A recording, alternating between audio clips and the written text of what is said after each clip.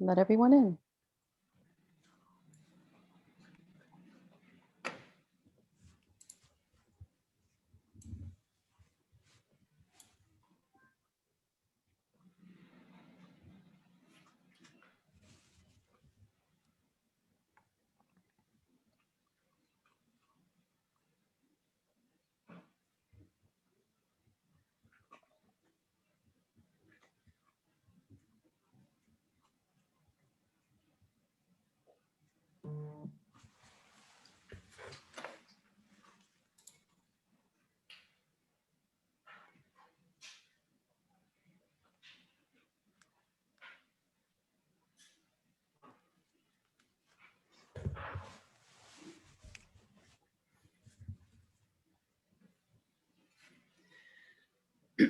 Welcome to the Ontario Association of Certified Engineering Technicians and Technologists first province-wide National Engineering Month event. My name is Kim Pickett, President of OACETT, and I am thrilled to be your moderator for this evening's session on the future of lifelong learning. I'm looking forward to hearing what our keynote speaker, Ramona Pringle, will share with us about the future of learning for those in the early to late stages of their career, the future trends in education, and what you need to know to prepare for the learning demands that influence the future of work. Before we begin, in the spirit of truth and reconciliation, let us acknowledge that we are gathered today on the customary and traditional lands of the Indigenous peoples of this territory. For those of you not familiar with OACETT, we are a self-governing professional association with over 25,000 members. We are the independent certifying body for engineering and applied science technicians and technologists in Ontario and confer the designations CTEC, Certified Technician, and CET, Certified Engineering Technologist. OACETT designations are recognized by employers and other engineering professionals across Canada. Just as important to conferring these designations, we also promote the interests of engineering and applied science technicians and technologists in the industry, educational institutions, the public, and various levels of government. In building awareness of the engineering and engineering technology profession, celebrating what we do, and increasing the knowledge of engineers, engineering technicians, and technologists, National Engineering Month plays a pivotal role in Ontario every year. As previously mentioned, this evening we will be discussing the future of lifelong learning and why it is the new normal for most knowledge and skilled workers in Ontario and beyond. I think we all know that formal and informal learning is an essential element in the career path of engineering and applied science technicians and technologists to keep their skills current, stay connected with new advancements, and keep the public safe. Before I introduce our speaker for tonight, I would like to mention that participants may ask questions using the chat feature. Feel free to put your questions in the chat during tonight's presentation and as well during the fireside chat. We will try to get as many questions as possible at the end of the session today. Also, we have a short survey we'd like everyone to complete after tonight's event. We have placed the link for this survey in the chat. Your feedback is very important to us. Now, it is with great pleasure that I introduce Ramona Pringle, our keynote speaker. She is an expert on education in the digital era and will address the necessity of education throughout this transitional period of work in her presentation. Ramona is an award-winning creator, technologist, educator, and media personality who has built her career around helping others navigate the rapidly changing digital world. Ramona is an associate professor in the RTA School of Media at Ryerson University and the director of Creative Innovation Studio, an interdisciplinary network of creative incubators. She is the recipient of the Ryerson Blue and Gold President's Award for Excellence in Teaching. Ramona has an extensive background as a writer, producer, researcher, and journalist, tackling complex, challenging topics and making them accessible with an engaging, entertaining approach.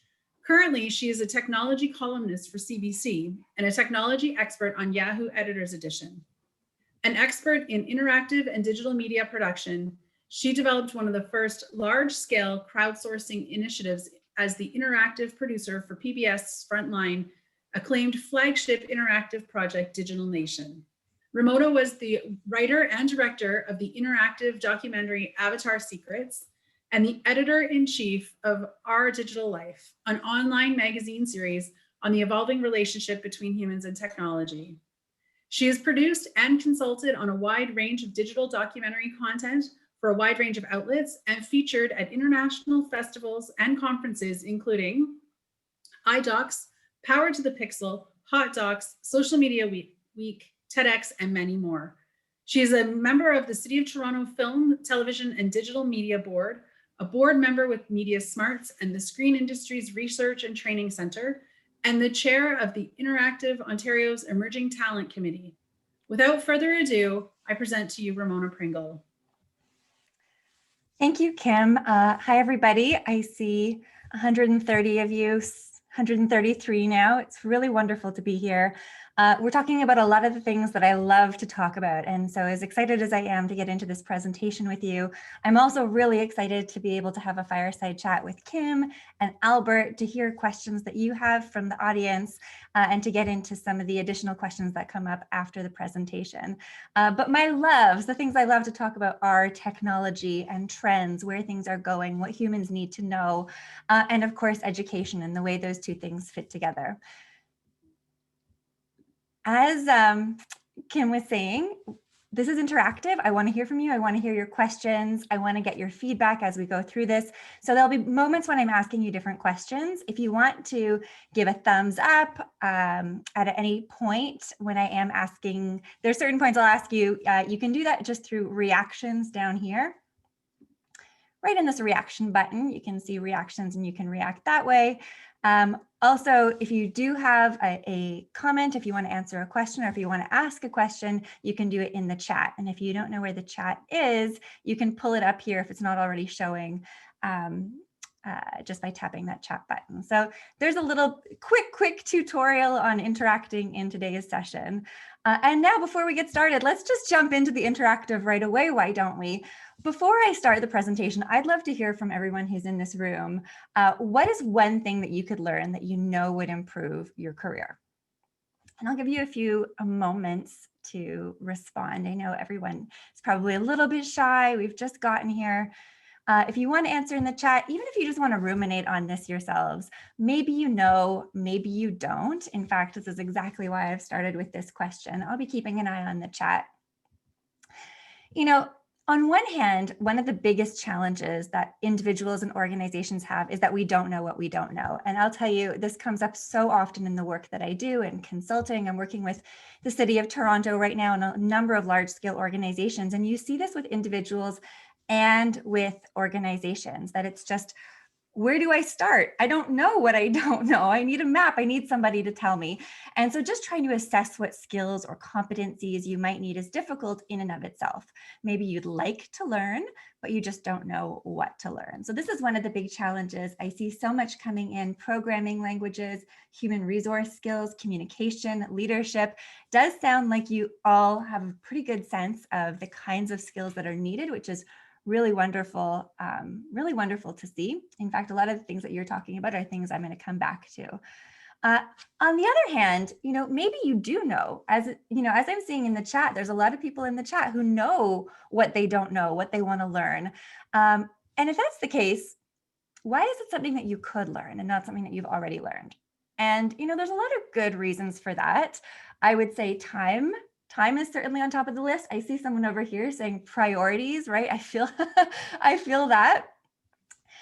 We're also right now a year into a pandemic and people are exhausted. They're feeling burnt out from a number of intersecting factors. If you've got kids at home and you're homeschooling and you're working from home or you're working partially from home, you're in back-to-back Zoom calls, they're exhausting. There's stress over the health and safety of your loved ones and our communities. Are we going to go into another lockdown right now? There's a lot of reasons we're feeling exhausted and burnt out. And so, you know, there's the when and the where that are questions that come up when it comes to lifelong learning, as well as the how. So I want to cover all of this with you today. And this is where we're at right now. We're just at the starting line. You know, if this is just things that you're starting to think about today, which is why you're in this session today, which is wonderful. You know, maybe it's that, you know, you don't know what you don't know. Maybe it's that you know, but you don't necessarily know where to begin. And these are really the two things that I want you to start thinking about today. what you need to learn, and how you're going to do it. And the answers to those two questions really are as unique to everyone who's logged into this session, all 142 of you now. But hopefully this can be a starting place to thinking about lifelong learning and what it means for you, what you want to learn, how you want to learn it, why you need to learn it, and how you're going to go about doing so. So for starters, let's talk about why lifelong learning is so important. My grandfather, my dad's dad, worked in insurance, and probably many of you have similar stories from your parents or your grandparents. He worked for the same company for his entire career. At the end, he got a gold watch. But this is not the case. I work with undergrad and grad students. This is not the world that they're heading into. Time has sped up over the last few generations. And as time has sped up, the amount of change that happens in any particular time period has also sped up. And this is because of exponential growth. Technology advances exponentially. Due to exponential growth, the pace of change just keeps getting more and more rapid. And this means that the last 10 years aren't a predictor of the next 10. There may be a predictor of the next 2. And even if you look around your house, or if you pay attention to your personal habits, the way work has changed, the devices that we use, the devices that your kids use, you can really see how change happens at an ever more rapid pace. To explain exponential growth, I always love this analogy. Linearly, 30 steps will take you to your driveway, will take you to your car parked out front. Whereas exponentially, 30 steps will take you to the moon and back. And so we really, we can't think about things in a linear way when we're thinking about the world that we're in, because the change is happening so quickly. Case in point, many experts say we have seen a decade's worth of change in the last year. And this is brought about largely by the pandemic. There's been this rapid shift to digital platforms and remote work. And that's meant huge portions of the working population that have needed new tools, that have needed to learn new platforms and skills very quickly. I heard so much of this in the spring. I do a weekly column for CBC, and I heard so much of this was, in addition to the work that people were doing, they all of a sudden needed to learn how to communicate and stay on top of their work in a remote context. And one of the big challenges there was, when am I supposed to do this? I already work full time. When am I supposed to also be picking up these new skills? And so we've had this little kind of voice in our ear for years now that's been telling us, you need to be doing the lifelong learning. You need to be picking up additional skills. And all of a sudden, this came into stark relief for people, because there really was no choice but to learn how to get work done in this new remote context, this new digital context. The research group McKinsey calls this the quickening, which I think is a very apt term. I'm sure everyone can kind of feel like, oh yeah, that's my life. My life is the quickening. Last year, just a few months into the pandemic, again, McKinsey published an article saying, if you're feeling whiplash, it might be the 10 years forward we just jumped in 90 days time. Microsoft's CEO Satya Nadella in the last April's quarterly earnings call said the same thing. He said, we've seen 2 years worth of digital transformation in 2 months. So it's always been, we were already in this curve of exponential growth, but it's really just become even more intense, even more obvious in the last year. And it's a lot to keep up with. It means that the ways people engage with technology are changing rapidly, and alongside that, entire industries and jobs. But as I was saying, even before the pandemic, this change was already happening, and it was happening fast. So move fast and break things. You've probably heard this expression. That ethos of speed and disruption was at the heart of this. And this was an early slogan used by Facebook. Not everyone knows that. They've heard this expression, move fast and break things. Of course, with Facebook, as controversy around the company has increased, as they have been accused of breaking democracy itself, they quietly got rid of that tagline. But that attitude is really what's fueled Silicon Valley's rise in global influence, right? What models are outdated? What models could be broken, or rather disrupted? And that's a word that's really become synonymous with the era that we're in. Anything that can be disrupted has been. And you can think of almost anything you need or want. And as the saying goes, there's an app for that. So whether it's taxis or hotels, music, TV, shopping, the checkout process, right? Whether you're thinking about Amazon and the algorithms that can predict what you want and that have competitive pricing and know in real time the prices that Walmart is offering things for and all the other competitors, or whether you're thinking about Loblaws and just automated checkout and not needing to interact with others, customer service, our banking machines, manufacturing, news, everything has been either automated or disrupted in some way. Even education. Here's a few examples from masterclass to LinkedIn Learning, but we're going to come back to this just in a few moments. Synonymous with disruption, as I was saying, is automation.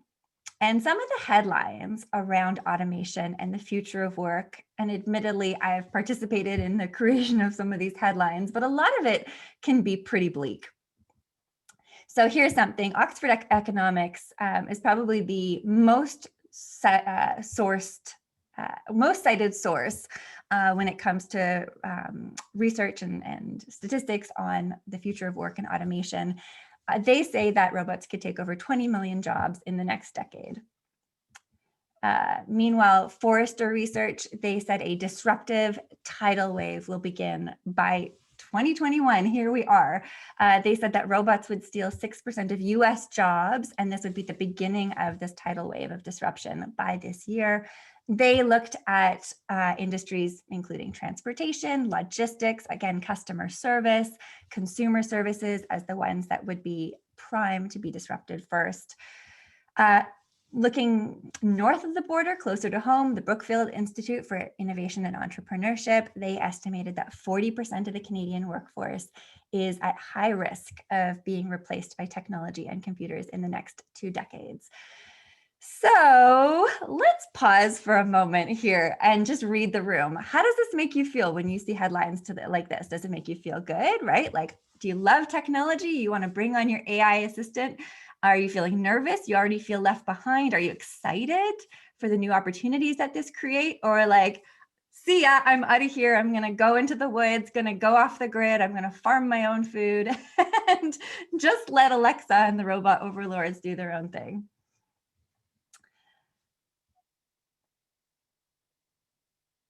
Pretty nice split. You can see, maybe you can't see the results of the poll. Maybe I would have to wait and do the results of the poll. We've got a lot of responses. I'm going to end the poll so everyone else can see. There we go. So most of you are feeling excited, which is great. I love to see it. I love to hear it. But of course, if we combine those of you who are waiting for the the singularity, the rise of the robot overlords, with those of you feeling a little bit nervous, it's about split. And I think that's understandable. And I think that these are all reasonable reactions, and probably a healthy dose of excitement and nervousness is appropriate. Now, the reality about change is that it doesn't need to blindside you. As fast as things seem to be changing, as long as you know what to look for, you're going to be all right. You can stay ahead of the curve.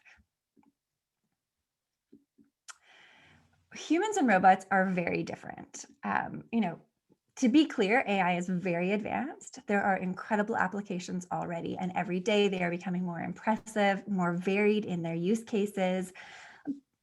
But there's a lot that AI can't do. It can't strategize, it can't empathize, it can't be creative. What AI is exceptionally good at is rote tasks. AI can learn repetitive skills, can excel where there is predictability, right? Switchboard operators, there's something that, we haven't considered as a job option for quite some time. This is also why telemarketing was one of the first industries to be automated. And everyone's been on the other end of a robocall, but every other repetitive tasks, data entry, even data manipulation are all prime for automation as well.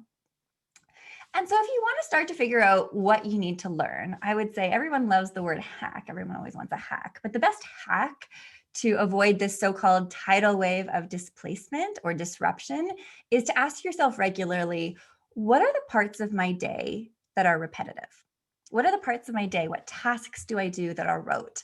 And if you can start getting attuned with how you spend your day, which parts require genuine human input and which are repetitive, that's going to give you a great sense of what parts of your job are the ones that could become automated.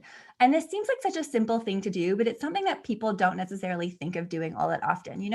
Think about this. I think a great analogy to this is if you're feeling unwell, if you've been breaking out in rashes, or if you've had stomach aches, your doctor's probably going to say to you, keep a food diary. We it's that whole notion of, we're not that self-aware. We don't know what we don't know. And we forget even what we eat during a day that may be triggering different health outcomes. Same thing, especially with the things that are rote, they become invisible to us. Think about when you learned how to drive and you paid attention to everything and you were counting every few seconds when you were looking in your different mirrors. Now that you know how to drive, it becomes invisible to you as it becomes second nature. And so it's those rote tasks, which are the ones that are most primed to be automated, that are also the ones that we become less aware of doing. And so to become right, rote is repetitive, the things that are habitual, the things that you just do out of memory. So like driving, where you're not really aware of checking your rearview mirrors all the time because you're so used to doing it, but you just do it all of the time. And so the more aware you can become of those repetitive parts of your day, or the things that you can do without thinking, the things that you're doing all the time, the more it frees you up for new opportunities. So let's take a minute to think about this. And if anyone wants to share, this can be a tricky one, and it may take, a little bit of self-assessment. It may take even really being explicit about your day and marking down all the various things that you do. If anyone does want to share, I'd love to see comments in the chat. I can share a few from myself. One of the biggest things that has become automated over the last few years in terms of the work that I do is transcripts of interviews. So it used to be like 3 to 5 years ago that if I was doing an interview with someone, I would have to transcribe that audio, writing it down by hand, and I would stop and start every few seconds. My memory is pretty good, so I got pretty fast at it. Even so, if you're working on something that has a bigger budget, you can hire someone to do it. Now, Google Translate, Google will do it for you automatically. There's tons of software out there that, anyone who researchers or journalists who's using interviews and using transcriptions will use, and it does it automatically. It's magic seeming, but it really has changed a lot of workflows, a lot of processes. And for anyone who was getting by, maybe at a side gig, a side hustle, doing transcriptions, well, that's a job that doesn't exist anymore very, very quickly. Some of the others, budget calculations, using spreadsheets, Excel sheets to automate, recurring transactions. Certainly things like grading quizzes that, you would have had to do by hand before, that's all automated now. Emails, I would call this email triage. Gathering metrics, progress, and site meetings. Interesting seeing some of the responses that people are commenting on here. Definitely think about this and carry this with you. Why? Because the picture that we're looking at, right, is that right now, about 2% of jobs have been fully automated. So automated to the point where they don't exist as jobs for humans anymore. They're the most rote. So this is things like switchboard operator or a ticket seller, a film projectionist, things that really don't involve human interaction. The number, though, is set to jump up to 47%. Again, this comes from Oxford. And they say in the next 30 years, it's going to start to include things like fast food. We're already seeing an indication of that. Delivery, insurance, customer service, all of these different industries being more and more feeling the overreach, if you want, or the reach of automation. So I've let you in on a little secret here. If you are constantly on the lookout for repetitive tasks within your job, this is the way to avoid redundancy, because instead of automation being a threat, you can make automation work for you. Because if you can find the ways to automate the more repetitive parts of your day or of your job, your role, you can then start to free yourself up to do the work that is more valuable. So those high growth, high reward tasks. And this is work that is creative, all of us are creative in different ways. I think often people think of creativity as solely belonging to individuals within the creative industries, but really this notion of creativity is thinking outside of the box. It is what robots can't do, requiring cognitive skills, requiring complex problem solving, something that only you can step in and do. And in fact, more and more when I supervise grad students every year. And the question that I'll ask them when they're trying to think about what their graduate thesis is going to be, what they want to spend their year or 2 years researching at the graduate level, the question that I also ask them is, who do you want to be at the end of this process? And what is that little sliver of domain expertise that you can have that no one else knows? And even if you're going into an industry where there's tens of thousands or hundreds of thousands of people who do the same job, there's something that you're going to do that's a little bit special, that's a little bit unique. And this comes from really being able to assess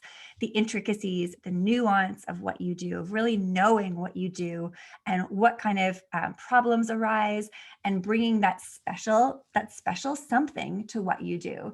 So if you look at your job and you see, well, what are the parts of my day that I can automate in different ways, where I can take off some of that load from myself, this is where you can start to figure out what the future of your own job might look like. And this is really interesting. So this is 2020. World Economic Forum hasn't updated this yet, but this is the top 10 skills that the World Economic Forum had assessed for 2020 and really the decade to come.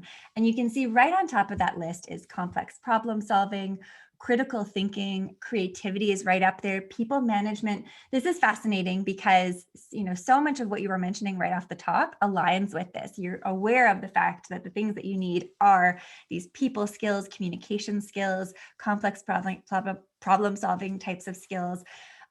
If you look at this list, I think the one theme that's very obvious is that these are things that are hard to automate. It's not, these are not the easiest places for robots to walk in and take over what you're doing. And so if you're not tied up with the busy work, that's the question. How should you be spending your time? The occupations that are the most likely to resist automation involve complex perception and manipulation activities. They require the ability to come up with clever ideas or new ways of solving problems. They involve negotiation and persuasion, and that requires empathy and caring. And they demand the individual be highly adaptable to different contexts and situations. So these are words, I hear every day: adaptability, resilience. These are some of the things that are most essential and that will set people apart. So here's an example. This is from Wired magazine, and this is not even a news story, but I love it. I think it's a perfect example right now. Steve automated his workday. Steve was an accountant at a large hotel in the 90s, and his job was to take all the various income sources from the hotel rooms and room service and the gift shop and compile them into a big report for hotel management. And the data came through different sources. And back then, this was, before computers were as sophisticated as they are now, a human was needed to sort these things into like a clean, cohesive report. And of course, this was very boring. So one day, Steve got the idea to write a code that would take those various income sources and translate them into a common format and compile the report automatically. And he says it took him 12 weeks, 3 months. He spent 3 months doing this. And he was using a programming language called BASIC. But eventually, he managed to streamline the data entry into an Excel sheet. And he says it automated my daily work almost completely in a few keystrokes. He wrote this on Reddit, which is a great source if you're ever trying to see who is in your field doing what you do and is automating parts of their day. People who like to do this kind of thing love Reddit, and they love to go to Reddit to share their secrets and to talk about what they do and how they do it. And Steve says he wrote on the coattails of that program for about a year. And with all of that extra free time, he was able to help other departments with their IT problems. When he finally got bored of collecting a paycheck for the work of an algorithm, he quit. But instead of giving his boss 2 weeks notice, he handed over the code, he handed over the instructions on how to run it.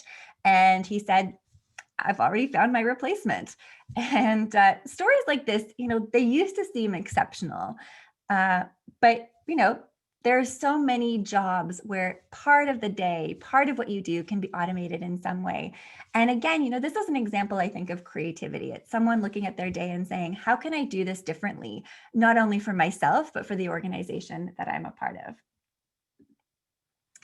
And so maybe you're not going to automate your entire job like Steve, but there are ways that you can automate parts. You can see here I've highlighted Gmail because on average, workers receive 200 emails each day. They spend 2.5 hours reading and replying to those emails, right? The struggle is real. I feel this. I'm sure many of you feel this as well. And it's no wonder that that notion of inbox zero or of having no new messages, no unread messages just feels like the ultimate goal. And there are already automation tricks that make this more attainable. So, you can set up smart labels in Gmail or in Outlook or whatever email client that you use that will automatically sort through the emails that you receive. And when I talk about triage, this helps you sort things so that you know who things are coming from, what needs an immediate response, helps you go through things in a prioritized way. And for those emails that only need a quick response or a quick acknowledgement, if you're a Gmail user, you're probably already familiar with the fact that much of this is automated. So if you want to write back and say, sounds good or works for me, Gmail is already doing that for you. So you're not typing in those responses all the time. So this is one example that people are probably already familiar with about common parts of our day that are becoming automated. And you might automate things like invoicing or payments or forms or reviewing forms. So then the question is how? How do I do this? So much as this is the age of automation, you've probably heard or seen headlines about this being the age of automation. I would say this is the age of learning. And the best argument that I have for this being the age of learning is, what is your primary relationship with Google? Why do you go to Google? Knowledge acquisition. We go to learn. We go in search of answers. And whether you want to learn how to decorate cupcakes or fix a leak or automate a specific part of your day, there is someone online who will teach you, be it on YouTube or in Reddit or in any of the numerous educational platforms that are now there. You just need to know what questions to ask. And so I encourage all of you to try this. So, try tracking your days. Try to see where there's repetitive tasks and figure out how you might automate some of those. If you have repetitive tasks and you're not quite sure how you might automate them, start doing some Google searches and see if anyone else has done it. You will, I guarantee you, come up to YouTube videos or Reddit threads of people who have talked about, here's what I do and here's how I've automated parts of my day. And this won't just save you time. It's going to allow you to start pivoting your role to add value and to stay relevant so that you're staying a step ahead of automation, so that instead of your job becoming automated, you're self-automating and evolving your own career.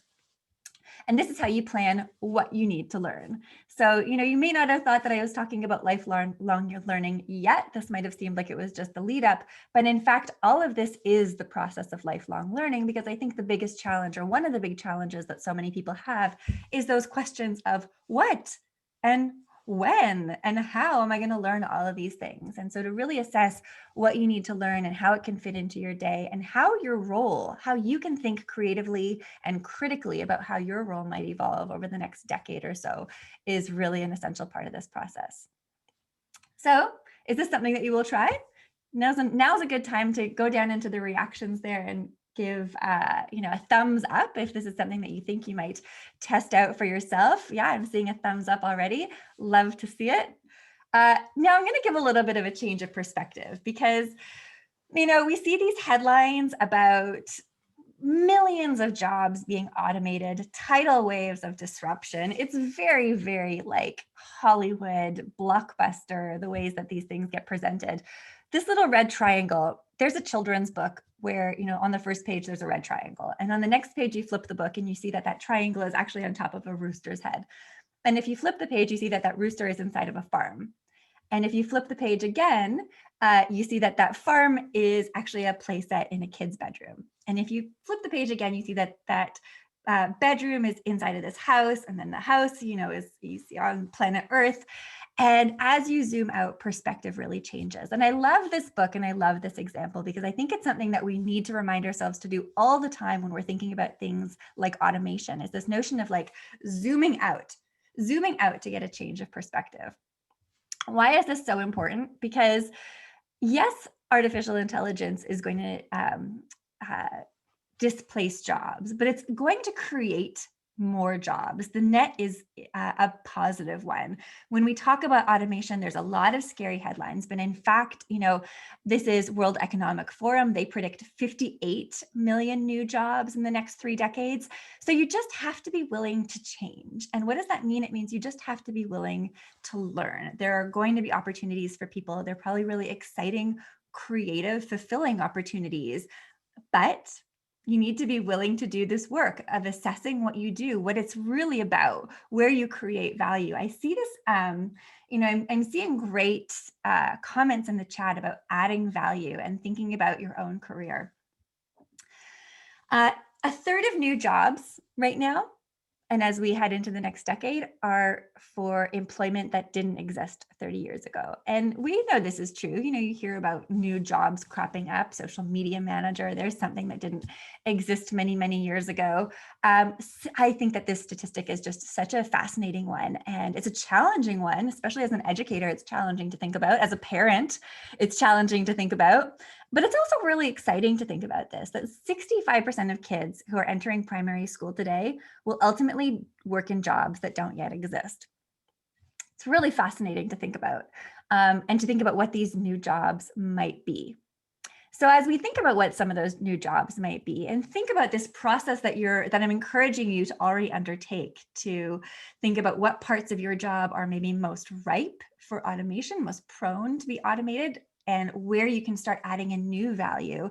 And this brings us to this notion of hybrid roles. Hybrid jobs, I think, are the biggest category of new jobs. These are like the Renaissance jobs that create whole new job categories by mashing up disciplines. So they combine technical expertise with domain expertise. They combine skills from previous roles into a new one. They combine knowledge of a technical domain or problem-solving capabilities, project management, industry expertise, or client and customer interaction. So a lot of what you're mentioning in the chat here, as well as a lot of the things that you were saying right off the top, were the things that you wanted to be learning, are the kinds of things that would be integrated into your current job. So, it's what you do today plus knowledge of a programming language. It's what you do today plus, the emotional intelligence, those human resources skills. And so these new titles that we see are things like experience architect or IoT, Internet of Things engineer, user experience designer, data analyst, digital marketing managers, right? So someone was a marketing manager. I'm sure for marketing managers, they're very, very aware of the role of a digital marketing manager. And it's probably, synonymous with what they do on a daily basis now. Analysts are now data analysts, because if there is one thing that we have an overabundance of in our contemporary world, it is data, and everyone is trying to make sense of it because it's no good unless you know sort of how to create meaning out of all of that data. So all of these roles, designer, engineer, architect, are being combined with new skills, new competencies, to create these new hybrid jobs. And so when we talk about a third of the jobs that are going to exist being new ones, or 65% of kids working in careers that don't currently exist, when they do enter the workforce, it's not like they're, it's the Jetsons and there are things that are completely outlandish. There is this path. There is a logic or a narrative to how we get there. I think this is really reassuring. Maybe I'd love a thumbs up if you feel like it's reassuring too. I always love when you can think about things and see that there is this sort of logic to a pattern, or logic to evolution or progress or innovation. So, all right, let's get into the lifelong learning now. There's 3 different things when it comes to what you're going to need as you evolve into, these new versions of your roles, these new hybrid jobs.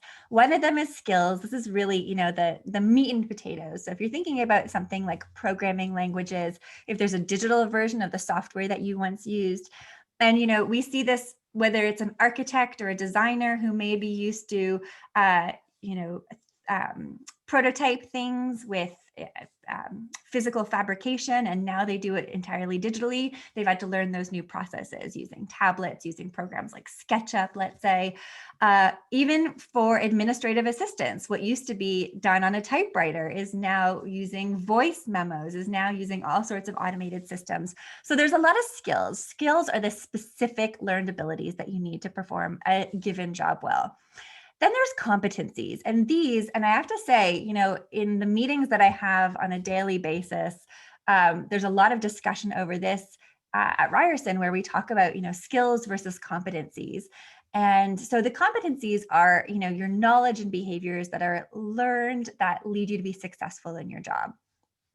So skills can be the easiest place to start. And then there's mindset. I'm going to get into mindset because in some ways it is the most important. Without the positive mindset or the growth mindset, you're not even going to begin to approach the acquisition of new skills. But skills is really the easiest place to start this journey into lifelong learning. And there's tons of resources for acquiring them. So again, maybe you need 3D software, search engine optimization. Maybe you need to learn how to use something like Salesforce or Shopify. I've heard that Salesforce is the number one thing that employers and HR are looking for in people's resumes. These don't necessarily require that you go back to school for 2 years. They're skills that you can add on and that add to what you already know how to do. The way that we can acquire new skills or new competencies is through micro-credentials. And I think micro-credentials is probably the biggest buzzword in lifelong learning. They allow you to master practical skills in a short amount of time as you need them. You can ladder up from one to the next. And so it's not like you're expected to go back and get a new degree, get a new diploma, go back to school for 2 years, do evening learning every time you need to be advancing your career. Instead, it's adding on that new knowledge base to your existing knowledge base. And some of these are created by educational institutions. So everyone from MIT to Oxford, everyone under the sun is creating micro-credentials right now. But online, LinkedIn Learning, Udemy, if you're looking for certification, you'll find content in those places. But if you're not looking for certification, you'll find a lot of the same content even on YouTube or on Reddit, where people just want to teach you what they know and teach you their skills. So for example, this is from LinkedIn Learning. This is an example of a tutorial teaching SketchUp. There's tons of these on YouTube as well. We can create a guide by clicking on the button for tape measure and clicking on tape measure. And then you can see how when I move my mouse over this, there's a little, there's 2 dashes and a plus. So you see very exact, very on the nose. If what you want is to learn SketchUp or the equivalent of a tool like that, there's tons of micro-credential courses and lessons that are out there that can give you those skills. But people can also get hung up on skills because, if it is, let's say, a specific software can become outdated. I'll give you an example of this. When I was an undergrad, I learned coding with Director, and Director was a predecessor to Flash. So Director stopped being supported. Now Flash isn't even supported. But if you understand the logic of code, then you've got something that's more of a competency that can carry you through different programming languages, different programming platforms or tools that you might use. So that's where you want to balance out, is it this specific tool that I need to use? Or do I need to learn, do I need a broader understanding of, a different knowledge pool, a knowledge base in general? Especially when it comes to something like programming, that's something that in and of itself is ripe for automation, and it's going to become a lot more user-friendly over the next decade or two as well. So, some of the different examples that are here when we think about skills and skills acquisitions and some of the different tools and platforms that are out there, these are some of my favorites. LinkedIn Learning is a great one, especially for skills. Masterclass is what I would call edutainment. You've probably seen ads for masterclass while you're scrolling through Facebook or when you're searching around on Google, and you can learn anything from magic from Penn and Teller to entrepreneurial skills. So this is the creator of Spanx talking about the fact that anybody can can become an entrepreneur. You're going to take action. You definitely do not need to go to business school to become an entrepreneur. I started Spanx as a frustrated consumer. I had $5,000.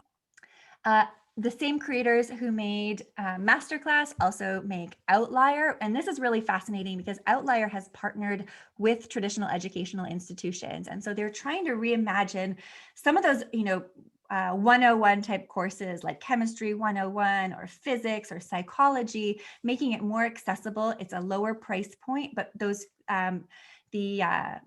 the credits that you get from taking this course are transferable so that you could use them towards a university degree, which is really cool. It's very exciting. And the way that they teach is really exciting. If you have a little bit of anxiety around the idea of taking calculus, I would encourage you to give it a chance. We don't all learn in the same way. So we are going to be teaching the same content in different ways. Don't you wish you had had that when you were learning something like calculus or when you were in school? As people teaching you skills in these, very high production value ways and in diverse ways that matched the way that you learn.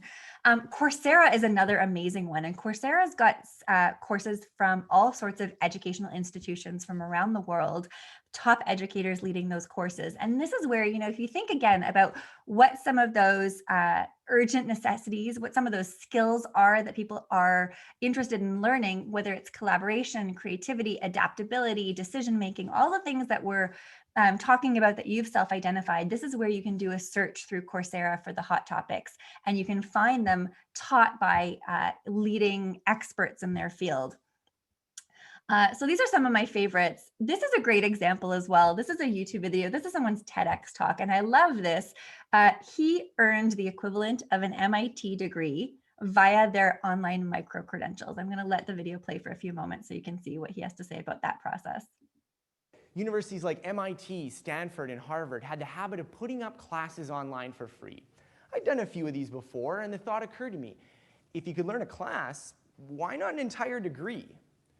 So that was the beginning of an experiment. Would it be possible to get an MIT education in computer science without ever going to MIT? So another question for all of you. I'm seeing some of you starting to talk about all of this in the chat. It's such an active chat. I love this. You miss when you speak at events like this, the crowd, but seeing all your engagement is really, really neat. So have any of you tried these? What has your experience been? Have you tried different platforms? I know the event organizers would love to hear what experience you have with some of these different platforms as well. So now there's mindset. This is, there's skills, there's competency, and then there's mindset. And if you've heard of mindset, there's fixed mindset and growth mindset. A fixed mindset assumes that our character and our intelligence and our creative ability are static and that we can't change them in any meaningful way. And this means that success is the affirmation of inherent intelligence. And, it's, this kind of fixed standard. A growth mindset, on the other hand, thrives on challenge and sees failure not as evidence of unintelligence, but as this springboard for growth and for stretching and for learning and pushing the boundaries on what our existing intelligence and existing abilities are. Now, remember when I asked you to think about the parts of your job that are repetitive? Undertaking an activity like this is a growth mindset. You're constantly assessing and reassessing, and you might feel bad as you start this process. You might feel like, oh my God, there's so much that I don't know, or I'm going to have to learn all these things and I don't know them yet and I'm bad at them. But it's the wrong way to think about it, because instead, if you've got that growth mindset, it's all a process of learning and seeing how you can solve those bigger and more complex problems. Carol Dweck is a Stanford psychologist. She's the one who actually synthesized these concepts. She says, why waste time proving over and over how great you are when you could be getting better, which I love. She says, why hide deficiencies instead of overcoming them? Why look for friends or partners who will just shore up your self-esteem instead of ones who will challenge you to grow? And why seek out the tried and true instead of experiences that will stretch you? There's this other, John C. Maxwell here says, change is inevitable, growth is optional. And I think, if there was going to be a thesis to this whole presentation today, it is this. Maxwell is also the one who coined the term fail early, fail often.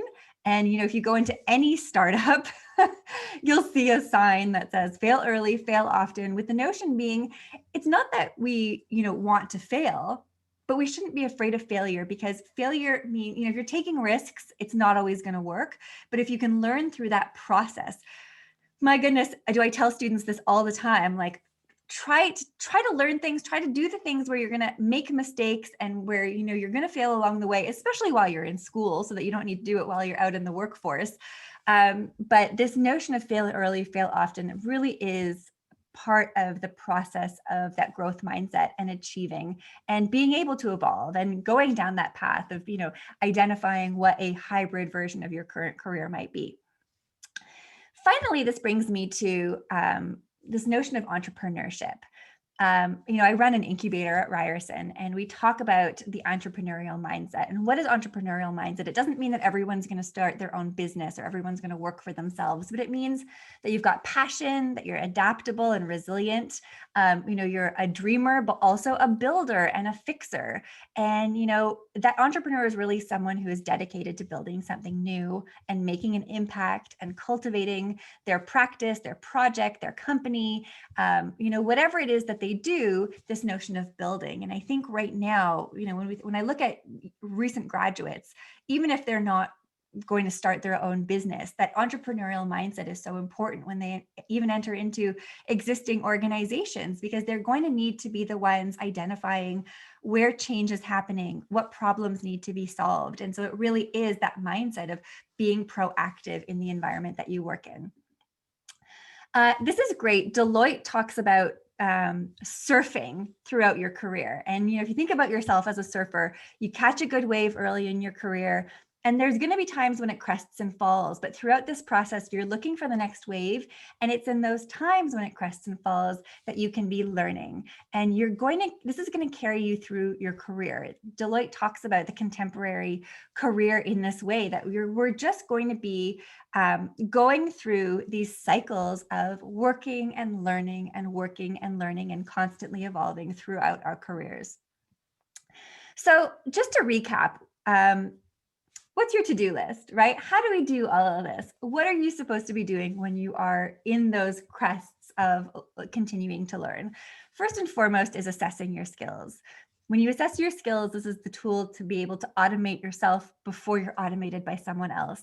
This is also going to give you the opportunity to seek out opportunities to learn and grow. And in the process, hybridize your expertise. I think for the people who are participating in this session today, there are industries and careers, it goes without saying, that will be completely automated, that will be completely disrupted. But for the people who are participating today, it's much more likely that you'll become a hybrid in some way, where you're going to be adding in new skills, new competencies to what you do. To do so, determine what you need from a micro-credential. Is it just skills? Is it an understanding of trends of where your industry is going? Do you need to show those credentials in order to level up in your organization? Or is it just knowledge to help you get in the door at a new job? Nurture your innately human qualities. This is something that I think can get overlooked quite often when we think about technology. Everyone thinks about coding, but really it's also interpersonal skills, creativity, and problem solving. Think about it, like, what are the things that a robot can't do? Those are the things you want to be focusing your attention on. Thinking like an entrepreneur, so that you're never thinking, oh, that's someone else's problem, that you're always wanting to problem solve. And finally, I would say start today, because if you remember exponential growth, the change tomorrow is going to be double what it is today. So the new things to learn every day are going to multiply. So the sooner you start learning, the easier the process is going to be for you. And in the process, the first thing that you might want to do as you are starting this process is to learn how to learn. You might be out of practice. Learn how to spot opportunities for growth and innovation. I'm going to leave you, the last story that I want to tell you is there's a man named Stephen Gillette. He has been the CIO of a number of, Fortune 400 companies, from Starbucks to Staples. And he credits his success not to business school, I think he went to Harvard, but to playing World of Warcraft. And he was a guild leader, and he understood how to manage hundreds of people on a very complex mission where different people were doing different things, how to communicate with them, how to communicate across time zones. And so that's an amazing story, because really it doesn't matter whether you start by learning a skill that you think you need for your job, or you just start by upping your skills as a baker, or learning how to fix the faucet in your kitchen. That notion of getting into the practice of learning and enjoying learning is so essential. The other reason that I have this slide here on video games is that video games teach us how to learn level by level. They're just a little bit too hard for us, but they teach us how to get to that next level, and it's fun. The process is fun. And that's the last thing here that I'll leave you with is, if this does all make you nervous, the thing to remember is this will also all become more user-friendly. A lot of the educational resources that are out there, like Masterclass, it's not like going into an amphitheater or a lecture hall with 1,000 people and feeling intimidated. It's at your own pace. The production value is amazing on these things. They're so well produced. They're so engaging. The tools that are out there, the computer before Steve Jobs wasn't user-friendly. If you think about the manuals to set up a VCR compared to when you set up a new iPhone and you're not even using a manual, but screen by screen, it's just telling you what needs to be done. That's automation in play as well. So as much as automation can make you nervous, it's also going to make all of the processes in our lives easier and let you do what it is that you want to be doing so well, even better. So just a little bit of a beginning of your journey into lifelong learning. Hopefully that's it for my presentation. And now we're going to get into a fireside chat with Kim and Albert.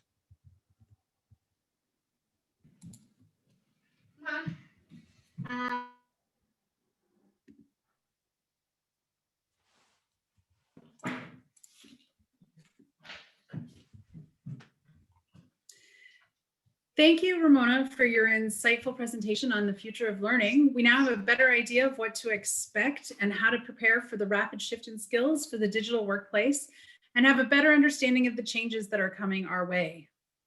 Thank you, Albert, for joining us this evening. Can you tell us a little bit about yourself and the Young Professionals Committee before we begin our chat? Sure thing, Kim. It's a pleasure to be here and be a part of this conversation. With respect to the Young Professionals, I've been actively involved with the originally the committee, or sorry, task force since its inception about a few years ago. It was formed to foster the involvement of the next generation of engineering technicians and technologists, and specifically speaking of the 35-year-olds and younger. The intent was to promote engagement and to explore some organizational changes that would attract and retain these young members, and thus ensuring our organization is future ready.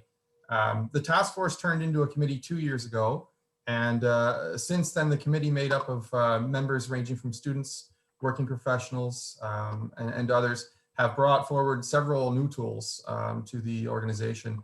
Some of these, I'm just going to give you a brief overview. We have a best management practices toolkit that is to assist chapters with membership engagement.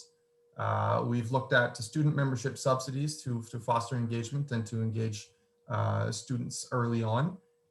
There are professional networking events that we've hosted and taken part in.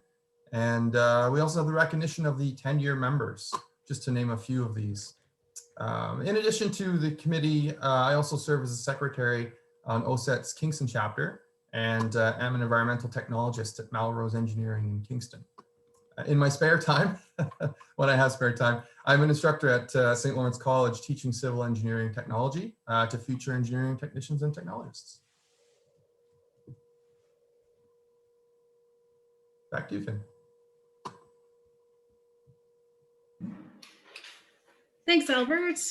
The first question I have for you tonight, Ramona, is we are thrilled that you could take part tonight, and we want to ask questions throughout the evening.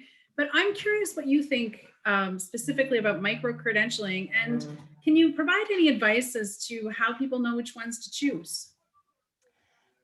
That's a great question, and I'm really glad that we started with this. I touched on a little bit in the presentation, and so much of it does have to do with doing your homework first and really assessing for yourself why you're learning new skills. So it may be that you're in an industry where you need to show certification, where there are certain skills that you need to learn, and there's some kind of accreditation that you're going to get that's going to let you level up in your career. It's going to let you, level up in terms of your income.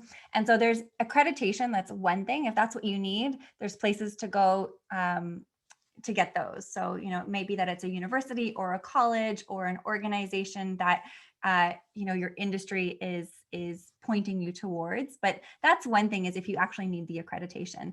The other thing is it the knowledge? Is it the skill? Are there specific skills that you need? And so there's so many resources that are out there, whether it is something like Coursera, where you're taking something from a university, or if you're going to an institution like MIT or Oxford and finding, resources from these top tier institutions. Outlier, the app or Outlier that I was showing you, they've got professors from top tier organizations as well. So that's another route, is if you're just, you're looking for new skills. And then the final one is, in so many of these cases, like, I think if you're just starting out, to be honest, I would say go on Reddit first and see what other real people are doing when it comes to their careers and where they're looking and where they're finding different resources. But it's incredible the amount of information and knowledge share that people want to put online.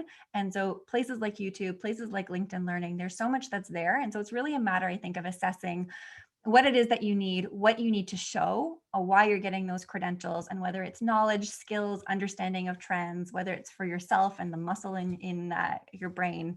But I think that's the starting place, is there's so many options that are out there. And so instead of feeling overwhelmed by it, to really think, like, what do I need out of this micro credential? I've got a question for you, Ramona. Well, do you think that the transitional era that we're in at the moment is going to be more difficult for younger folks or older workers? So that's a great question. I mean, it goes without saying, it's a tricky time to be a new graduate. And I think especially because of the pandemic, it's a tricky time to be a new graduate. I think for so many of them, internships have been paused. I have to say, I think no matter your age, it really does come down to mindset. And I think this is why I think it's so important to not get hung up on skills, even though skills are so important. But mindset is first and foremost, because if you want to learn, if you think about it as being exciting, if you think about what you do as problem solving, and you can kind of think about your job in that holistic kind of way, then I think no matter your age, if you've been in an industry for 20 years, you have the leg up, which is that you know how the industry works. And if you can add on new skills, new understandings of where things are going, then you've got this incredible foundation to build on that someone who's entering into industry may not have. I mean, one of the fascinating things that I know from a lot of work that we've done with employers and seeing some of the challenges, there's times where a startup will be paid to take an intern, and even though they're paid to take the intern, they don't want the intern because they're just like, I can't train this person. I just don't have the time. Our team is too small. And so a lot of the challenges that young people have going into industry aren't even related to skills or knowledge, but just not knowing how business works, not knowing how to send a polite email, not knowing the basics of, believe it or not, showing up on time. A lot of those things that are just, again, the human skills, the interpersonal skills that other people have learned throughout their careers. So they may have up-to-date skills that they're entering the workforce with, and they may have a leg up for that reason, but they don't have the existing knowledge of an industry, which is so helpful as well. So it can be really, really scary, I would say, whether you're young and just starting out, or whether you've been in your industry for 3 decades. It can also be really exciting. And I really do think, first and foremost, it comes down to mindset and the way that you're approaching it. Great, thanks. Thanks for that answer. You talked about adaptability and resilience, and I certainly agree with that. These are super essential traits, but how do you actually train for something like resilience?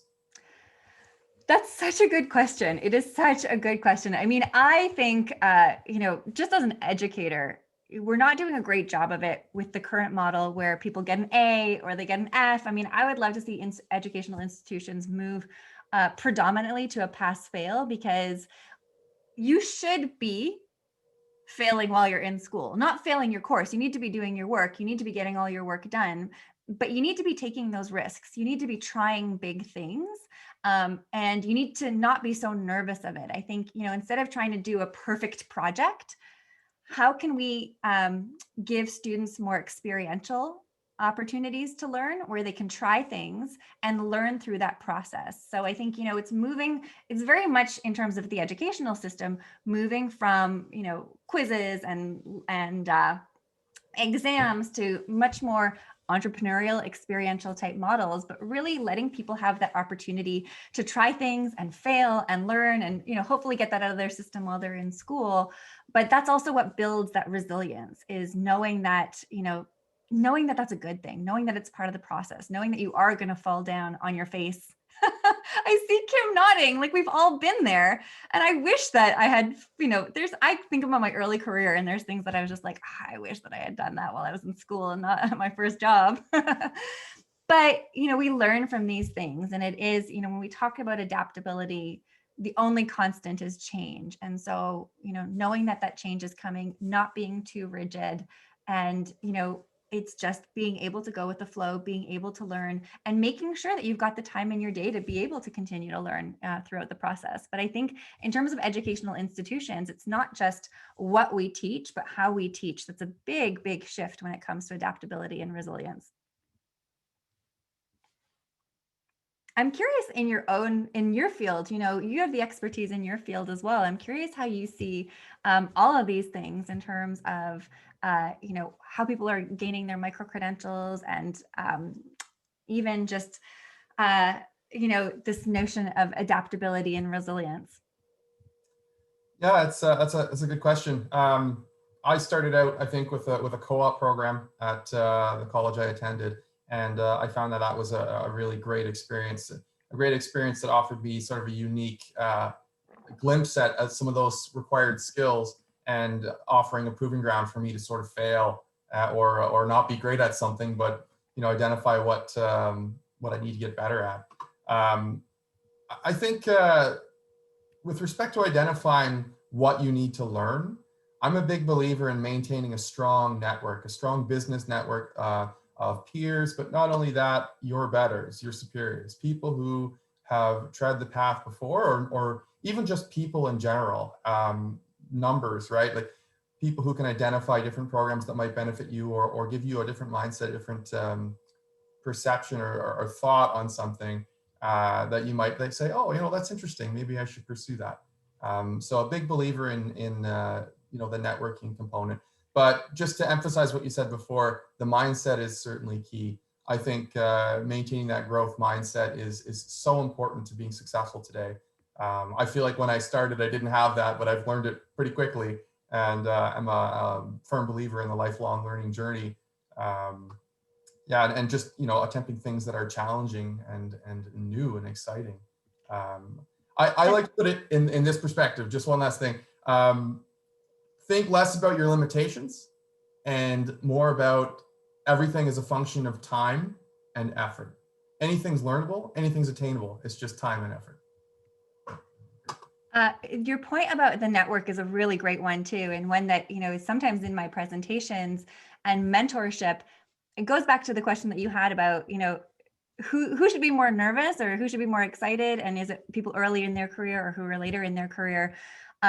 Always look for a mentor, but the reason to mentor as someone who's further in their career is this notion of reverse mentorship. You are going to learn from someone who's earlier in their career as well. So it's not just a matter of giving, but what you're going to get. It's very reciprocal. And it is that notion of of having a network. And, if you don't know what you don't know, who are you going to learn it from? And so being able to have a mentor, but also that notion of the reverse mentor is a really exciting one, I think. For sure it is. Okay, Ramona and Albert, I'm going to switch gears a little bit now and ask you about what you think the big trends in education that are happening now or very soon are. Can you enlighten us? So I can speak to this a little bit in terms of some of the work that I'm doing. I mean, I think this year in particular, we've seen a pivot so much to online, and there's been a lot of nervousness in terms of, how courses are delivered. Anyone who's got, young kids at home certainly knows that this is a daily, daily struggle, a daily challenge with remote learning. But there's a shift, I think, that's really important and really exciting with remote learning that also shows us the path of where things are headed. And it does push us, I look at the university and I think we're doing things that we probably should have done 5 years ago or 10 years ago. And we were just pushed to catch up with it. When we think about that notion of the quickening. And so, I'll give you an example. I teach a course called Virtual Identities and Communities. That course shouldn't be taught as a lecture. That course should be taught inside of virtual communities. It should be people, understanding the power of a virtual identity. If there's CEOs who credit their success to playing World of Warcraft, well, maybe we need to be teaching leadership skills in new ways and in different ways. And so all of a sudden, I think what's exciting about, the kind of silver lining of the pandemic is, when you do think about long distance education or remote education, is just thinking about education in different ways, and that the formats can change. There's new ways of teaching and new things to teach. I teach international courses now. So because we're online, I can teach classes where half of the students are in Amsterdam, or half of the students are in South Korea, or half of the students are in London, which is really fascinating and exciting. And I think, again, in terms of those practical skills that students learn, they learn about that connectivity. They learn about the fact that, talk about resilience and adaptability. If you're working with someone who is 13 hours away from you and you need to get a project done, you're learning so much just through the process of that collaboration. That's really important. And finally, I would say, so much of it is experiential. Albert mentioned the co-op. I run an incubator, and at Ryerson, we have an incubator system that's really robust. And that means students have ideas. They have ideas for startups, for businesses, for ways that they want to change the industries that they're headed into for the better, and that they get the resources to be able to test out their ideas, to build and to make, to network with people who are in the industry. And the reception from industry is great because people are so busy doing what they have to do that they don't necessarily have the time to innovate. And so if schools and students can be doing that, it means there's going to be more opportunity for them as well. But so much of it, if I had to wrap it up, so much of it would be starting to identify new ways of teaching and new ways of learning some of these essential skills. And so much of it is about experiential. And it's kind of analogous to that notion of freeing up time by figuring out what we can automate. What are parts of classes that can be digital, that can be repeated and scaled for more people, like Intro 101 Psych, like Outlier is doing? And then where can we focus our attention so that it's more one-on-one, so that it's more experiential, so that it's more tailored to the individual, as opposed to just, the kind of classic classroom that we've known all of our lives. Thank you for sharing that with us, Ramona. I really agree. When I was in university, some of the first year courses had thousands of students in them. I think there was 1,500 people in my undergrad psych class. So, things like that digitally, it might work. Something like dissecting a pig, you have to kind of be there. So absolutely. Do you think, on that note, that remote work and remote learning that we have had to become accustomed to over the last year or so will stick around once we all get vaccinated and hopefully return to normal? I do. I think, I think there's going to be some return where it's definitely, I think the new normal is going to be a hybrid reality. I think there's a lot of people who have moved, who have just moved out of the city, who have moved different places, who can afford more green space by not having to commute every day, who maybe like the idea that they have 2 extra hours. Although admittedly, I think a lot of people are finding that they don't have 2 extra hours, and now they don't even have a lunch break because they're just working all day remotely from home. I see the nod. Yeah. So, but I do think that this is the new normal. I mean, so many, if you look at tech companies, large tech companies as being, harbingers, predictors, Pinterest spent $96 million just to get out of a lease. They didn't even own the building. They didn't sell the building, but they said, we're not going back into the office. We are going to work remotely from now on. There's a lot of things that are better face-to-face, but I think even in education, it's going to be a hybrid model where there's certain things that are best done in person, that are best done face-to-face, that are best done with the tools and on site. Certainly, I think in your industry, that's very, very accurate. But at the same time, now that we've learned these new ways of working, I think they're here to stay.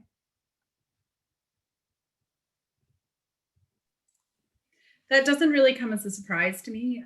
My own company where I work, we opened our doors in 2019, and they pre-pandemic even, they built the entire company in the cloud. So it doesn't matter where we are as long as we have an internet connection, and our office isn't big enough for the amount of staff we have right now. So it really works out well that we're all working remotely, but absolutely. I think remote working and learning is going to, I agree, be here for a while. So Albert and Ramona, thank you so much for this fireside chat. It was great hearing your perspectives on the different topics. This concludes our fireside chat segment of tonight's event. I'd like to open up the chat now for some questions from the audience. And once again, we encourage you to join the conversation and type in your question into the chat feature, and then we'll try our best to get as many questions that we have time for.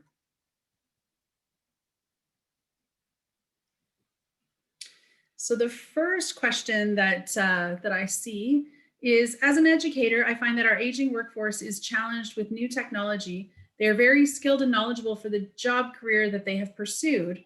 How would you integrate their self-worth and skill sets in the virtual new era in the workplace? That's a great question. So let me say that again and try and summarize. So there's people in the workforce who have tons of knowledge, but may have a hard time adopting new skills. And how do we make sure that there's still room for them? I love that question because that question is a very empathic one. And, hopefully employers are thinking that way and understand that value.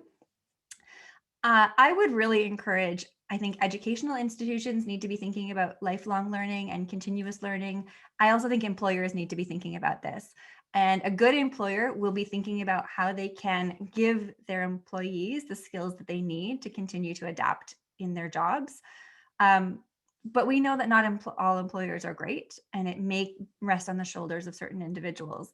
And so, I don't know that I can say that every employer is going to be so kind as to see the value and make space for those employees who aren't picking up new skills, but have tremendous value. At the same time, they're going to be at a disadvantage if they get rid of the employees that have that incredible domain expertise and domain knowledge, because you need that as well. And so I think there's really the impetus is on employers to do this investment and to be helping employees gain that education, because they're going to be at a loss if they don't have those employees. But I think so often it gets put on the shoulders of the employees themselves. So I don't know if that's much of an answer, but I think it's the way that I see things. I think strongly, it's the best investment that a company can be making is investing in their personnel as well. Absolutely. Thank you for that. I also, the one thing that I would add is I think a lot of young people are going to want it. Young people are going to want to, it's not just that they say like, oh, I know that the world is changing quickly. They're going to want to continue to change. It is a slightly different mindset. And so they're going to want, when they enter into an organization, the opportunity for that growth and evolution within a role, as opposed to, more of a tier. I've seen that personally in our business, interviewing young folks. One of the common themes that I'm seeing is mentorship. When you ask, do you have a question for us? And their question is, well, what's the mentorship like? What's that structure look like? they're thinking about this. So you're right, it's coming, and young people are looking at that, and it's important to them. And how do you think the pandemic has shaped the need to retool or to change? Maybe it would be great to get Ramona's perspective, but Albert as well. I think we often think that young people, because they just came out of school, already are eager and ready to change. But I think the pandemic forced them to change a lot of things as well. So maybe we can start with Ramona and then get Albert's perspective as well. Yeah, I mean, the pandemic has been it's been a huge force of change that I think we're not going to, we're not going to return to normal. We're not going to return to the way that things were before, because it's changed the nature of the way that we work. And I think once we adopt these new ways of working and these new technologies, it is, you can never turn back the march of time. And I think for a lot of students, they've needed to learn new processes and new skills, and they're still in the process of it. I think a lot of it is time management and distraction. There's a lot. Once you're working remotely and working digitally, you all of a sudden have to contend with all of those other challenges that we saw in the classroom that we were talking about a year ago or a year and a half ago, which was like all of the digital distractions that are there. If you're in front of your laptop in a lecture hall, there's millions of doors into millions of worlds, be it games or shopping. And so managing your time and managing your attention, different techniques, there's something called the Pomodoro technique, where you do short bursts of 20 minutes and then you allow yourself a short break. All of those things become essential, because otherwise you get burnout. And I think we're seeing a lot of that quite widespread. It's the reason that I started off talking about time and just where are we going to get it, because I think now that we're a year into this pandemic, people are feeling burnt out, and it's because of screen time, and it's because we don't have the best practices yet for how we work in this new way. And so people end up, you've got a Google Calendar, and Google Calendar is not human. It doesn't know about human necessities, bathroom breaks, lunch breaks. And so you're just scheduling in an entire day.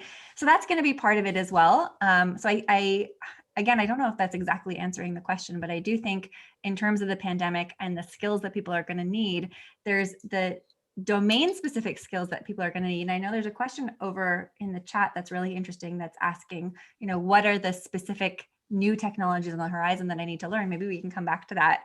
But I also think, now, even if you had a job that was completely analog, completely, Luddite before, that wouldn't have required technology, it's just inherent in, all aspects of what we do. And so everyone's been forced to play some catch up. For sure. And Albert, what do you think? Well, I don't think there's a blueprint right now for folks transitioning from school to the workforce. I think there's been a big hiccup and a big disjoint there. Keep going back to co-ops and such. In a lot of places, those were canceled because of this whole COVID pandemic thing. So those opportunities are lost. But I'm seeing a lot of students who are transitioning and looking at other options. So a lot of folks are pursuing higher education as an alternative. I think you might even be seeing folks holding off on education until this is sort of resolved. I think there's a lot of creative solutions that people are implementing here to try and get around this. And going back to micro-credentialing, I think there is a portion of people who are looking at doing that and pursuing smaller courses or different courses to give them a more robust experience set. Absolutely. We have come to our last question of the evening, so hopefully it's not too tough. What is your opinion on the future of traditional learning institutions like colleges and universities if technology allows for other methodologies to obtain knowledge and skill sets and that the economy and the professions need? It's a really good question. And I tell my colleagues every day, I think that universities and colleges in a decade are going to look very, very different than they look today. And, we tend to think they're institutions and we think of them as being things that aren't going to go away. But, certainly in the US, this is something that we've seen with the pandemic, with people not, deciding to take some time off. they're not immune. Like, we're going to see universities fold. We're going to see colleges fold. I think there's been really fascinating op-eds about, big tech partnering with big education. MIT and Facebook put out a program. And when you look at something like Outlier or Masterclass, if you've never seen it, it's entertainment. Like, it's great. And there's great knowledge that's there, but it's not deep knowledge. But what's really incredible that is there is the production quality that you want to watch it. And I think, so many lecturers this year were thrown into, putting themselves, recording their lectures and thinking about how to teach online, but they're not designers. They're not experienced designers, interaction designers. They're experts in psychology or experts in engineering. And, it's a tall order to ask them also to redesign curriculum. But that unfortunately, like all of these other industries, they need to become hybridized, right? Like, educators aren't immune and educational institutions aren't immune. And so I do think that I actually find Outlier, which is the one that's teaching calculus and psychology and partnering with educational institutions so you can get the credentials, much more exciting, much more interesting than Masterclass, which is more like Netflix education. But I think that the more you see these models, the more traditional institutions have to up their game. And that's where the question becomes, okay, well, if there is something like Psych 101, where this person who wrote the book at Yale is going to teach the course and we can all take it and it's accredited and we can show that we've had that education, there's something very different that you get in an upper level course where it's seminar and there's less people. Or, I think the fact that we're running incubators, I call even, I work with students and we work with startups who are in the incubator space, but I also think it's a startup space for the future of education. It's just a place where we're playing around with new educational models and experiential education. So I think it's a very good question. And I think that anyone who thinks like, oh, I've got tenure, I'm going to be safe in 10 years, I think things are going to change really quickly. I agree with you. And I think it's interesting too, to ponder the long-term effects. Like, I think back to, which was quite a long time ago, I'm not under 35, but when I think back to my university and my college days, so much of the experience had nothing to do with the classroom. So I look at my teenage kids that are going to be going to college and university in the next 3 to 5 years, and I wonder, what's the experience going to be like for them? There's not going to be a frosh week. There's not going to be sports teams necessarily if we're all doing it remotely or through a screen. So it'll be interesting to see what the long-term impacts Lots of investment in esports on college campuses. It's really incredible. Yeah, it's just totally new ways of thinking about things, and so much money in esports. And so, talk about new jobs. Yeah, absolutely. Albert, you were going to say something, I think.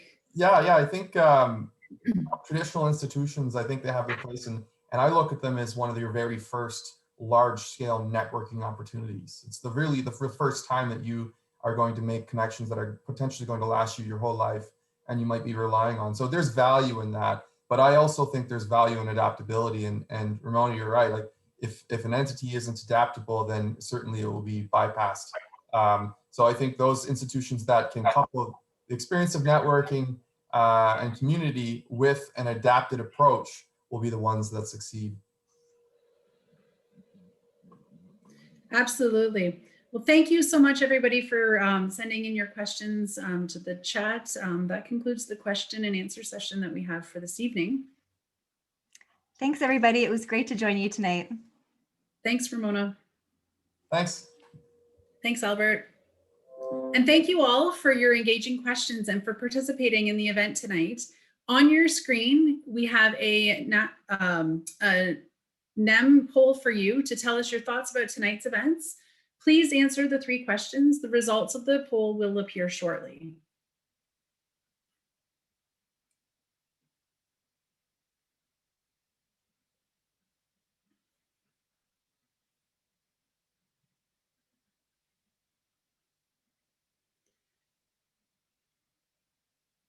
And we also have a short survey about tonight's presentation that we'd like you to fill out.